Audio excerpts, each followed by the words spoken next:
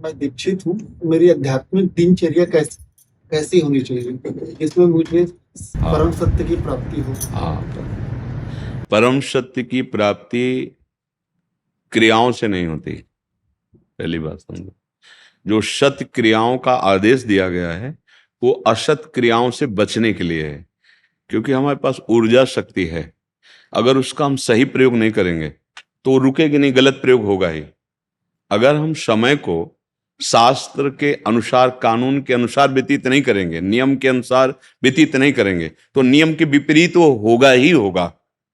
तो वो क्रियाएं असत क्रियाओं के त्याग के लिए हैं। जितनी भी क्रियाएं हैं, भागवतिक, धार्मिक, सामाजिक, राजकीय, ये असत क्रियाओं के रोकने के लिए हैं। कानून ऐसा कहता है ऐसे चलना चाहिए, शास्त्र ऐसा कहता है ऐसे चलना चाहिए। भगवत प्राप्ति होती चिंतन से। जैसे एक चिंतन वासनात्मक चल रहा है, गलत चल रहा है, शरीर भाव से भोगों में विचरण, कभी भगवत प्राप्ति नहीं हो सकती। बात समझ रहे हैं? आपका चिंतन भागवतिक चल रहा है सुबह से लेके रात्रि तक, और आप मरीज की सेवा कर रहे हैं, आप समाज की सेवा कर रहे हैं, आप राष्ट्र की सेवा कर रहे हैं, आप एक किसान हैं, आप एक व्यापारी हैं, आपको निश्चित भगवत प्राप्ति होगी, क्योंकि आपका चिंतन प्रभु से जुड़ा हुआ है। भगवत प्राप्ति सिर्फ चिंतन से होती, सिर्फ चिंतन से। भगवान स्वयं कह रहे हैं, अनन्यस चिंतयन्तो माम, हर श्लोक में है, अनन्य चेता सततम यो माम स्मरति नित्य सा। यहां यो शब्द है, गृहस्थ शब्द, विरक्त शब्द, स्त्री शब्द, पुरुष शब्द, ऐसा नहीं। यो माने जो भी मेरा अनन्य चिंतन करेगा, अनन्य चेता सततम यो माम स्मरति नित्यशः तस्याहम सुलभा पार्थ। मैं उसके लिए सुलभ हो जाता हूं, अर्थात उसके लिए भगवत प्राप्ति सुलभ है। चिंतन, चिंतन कब होता है? जहां हमारी प्रियता होती है वहां चिंतन होता है। जो हमें प्यारा लगता है उसका चिंतन होता है। जो भोग प्यारा लगता है, जो व्यक्ति प्यारा लगता है, जो हमें पदार्थ प्यारा लगता है, जो हमें स्थान प्यारा लगता है, इसी में जाता है हमारा अधिक चिंतन। प्रियता पूर्वक इसी में जाता है। जो वस्तु, व्यक्ति, स्थान हमें प्यारा लगता है, देखो शरीर प्यारा लगता है तो शरीर के संबंधी प्यारे लगते हैं। अभी सूचना आ जाए 5 लोग एक्सीडेंट में मर गए, आपको कोई फर्क नहीं पड़ेगा। और अभी आ जाए कि आपके मौसिया उसमें थे, दूर का संबंध, अच्छा, अब पूरी चित्तवृत्ति घसीट जाएगी। देश संबंध, इंद्रिय संबंध, भोगों का संबंध, मन संबंध, कोई वस्तु, व्यक्ति, स्थान, इनमें प्रियता है, इसी का चिंतन होता रहता है। या जो हमारे प्रतिकूल वस्तु, व्यक्ति, स्थान, उसका चिंतन। चिंतन 2 धाराओं में चल रहा है, राग और द्वेष। राग अनुकूल, द्वेष प्रतिकूल। बस इसी चिंतन को राग और द्वेष से हटा के अद्वेष्टा सर्वभूतानां मैत्रा करुण एव च निर्ममो निरहंकारा सम दुखा सुखा क्षमी, वो भगवत प्राप्त हो जाता है। राग और द्वेष जनित जो चिंतन है, हमारी जो आध्यात्मिक ऊर्जा शक्ति है, वो इन 2 तारों में जा रही है।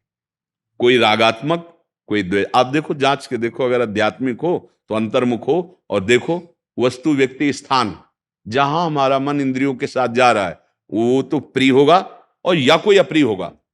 राग या द्वेष, राग द्वेष क्रियाओं से नहीं सुधारा जा सकता, चिंतन से सुधारा जा सकता है। पहली बात ये स्वीकार करनी होगी भगवत प्राप्ति के मार्ग वाले पति को, कि भगवान कह रहे हैं एकमात्र मैं ही सब रूपों में व्याप्त हूं। चलो उतना ज्ञान नहीं तो इतना ज्ञान, हम एक मंदिर में भगवान को मान सकते हैं, तो क्या इन मंदिरों में भगवान को नहीं मानेंगे क्या? अगर इन मंदिरों में भगवान नहीं है तो चेतनता किसकी है? ये चैतन्य घन कौन है? तुम जानते तुम कौन हो? अगर तुमसे पूछे तुम कौन हो तो अपना नाम बताओगे, शरीर का भाव रख के बोलोगे आप। तो क्या आप ये हो क्या? ये तो जला दिया जाएगा, ये तो मिट जाएगा। आप मिटने वाले नहीं हैं, आप अमिट, अविनाशी, दुख रहित, चाह रहित सच्चिदानंद प्रभु का स्वरूप हैं आप। अब वो ज्ञान अगर नहीं है तो बात मान तो लो ना। भगवान कह रहे मत्ता परतरम नान्यत किंचित अस्ति धनंजय, मेरे सिवा कुछ नहीं है। ब्रह्मा जी को उपदेश किया कि तुम मेरी माया की सृष्टि में जा रहे हो रचने लिए, तो ये ध्यान रखना, मैं ही मैं हूं, मेरे सिवा और कुछ नहीं है। मैं ही रचना करने वाला हूं, मैं ही जो रचना की गई वो भी मैं ही हूं, मैं पालन करने वाला हूं, मैं ही जो पालन किया जा रहा है जिसका वो भी मैं हूं, मैं ही विनाश हूं और जिसका विनाश किया जा रहा है वो भी मैं हूं। मैं के सिवा कुछ नहीं है और वो मैं हूं। बात समझ रहे ना? जब तक सिद्धांत नहीं समझेंगे तब तक भगवत प्राप्ति का कैसे भाव बनेगा? तो अब हमारी जहां वृत्ति जाए, चाहे राग से या द्वेष से, यदि हमारा ये भाव है कि ये मेरे प्रभु हैं, तो राग द्वेष का प्रभाव मिट जाएगा। अब सतत नाम मंत्र जो गुरु ने दिया है, कहीं ना कहीं तो जुड़ता है अध्यात्म का प्रतीक। सब नाम बराबर महिमा वाले हैं, सब भगवत प्राप्ति कराने में समर्थ है। प्रेम का रसास्वादन अलग अलग है, कोई निराकार, कोई साकार, कोई राम, कोई कृष्ण, कोई अमुक अमुक अमुक। भगवान के अनंत नाम, हरि लीला और हरि नाम, हरि रूप अनंत है। वो नाम निरंतर जपने का प्रयास करना, जहां जहां मन जाए वहां वहां प्रभु को देखना। जब सृष्टि नहीं थी तब केवल प्रभु थे, जब सृष्टि नहीं रहेगी तब भी प्रभु रहेंगे, तो बीच में जो कुछ है वो प्रभु ही प्रभु है। अव्यक्तादीनि भूतानि व्यक्त मध्यानि भारत, अव्यक्त निधनान्येव तत्र का परिदेवना। ये जो बीच में हम राग द्वेष कर रहे हैं, अच्छा बुरा मान रहे हैं, मेरी माया जनित मलिन बुद्धि का लक्षण है। वस्तुतः प्रभु ही, भगवत प्राप्ति की बात कर रहे हैं, व्यवहार की नहीं कर रहे। अब हमारा जब चिंतन अखंड होने लगा तो हम वही थे, वही रहेंगे, ये अनुभव हो जाता है। कोई नई बात नहीं होती। जो हमारा स्वरूप है ना, वो परमात्मा स्वरूप है।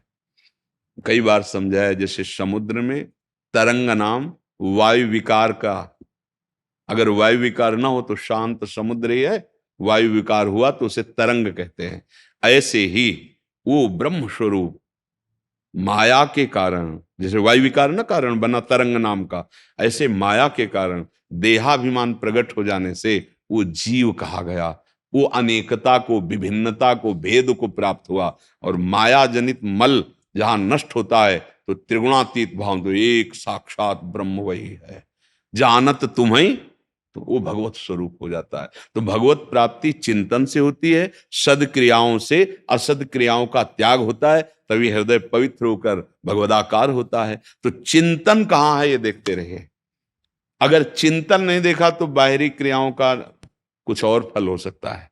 उद्देश्य क्या है आपका? क्रिया तो भागवतिक है, चिंतन क्या है? अब क्रिया एक सांसारिक है, वो कोई अधिकारी है, वो कोई किसान है, कोई व्यापारी है, या कोई राजकीय विभाग में, या कोई प्राइवेट किसी भी विभाग में कार्य कर रहा है, बड़ी जिम्मेवारी से काम कर रहा है। और अंदर से चिंतन है कि भगवान ये आपकी सेवा सृष्टि की है, और उनका स्मरण कर रहा है। अधर्माचरण वो महात्मा है, वो भगवत प्राप्ति के योग्य है, भगवत प्राप्त होगा। भगवत प्राप्ति चिंतन, या एक पॉइंट केवल बचता है आखिरी में, आखिरी में कैसे भी नाम निकल जाए भगवान का तो भगवत प्राप्ति हो जाएगी।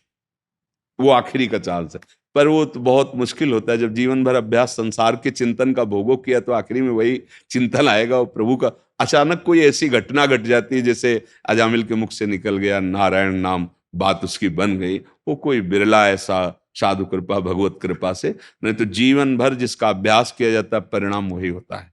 तो हम जीवन में अभ्यास करें भगवत चिंतन का, इससे भगवत प्राप्ति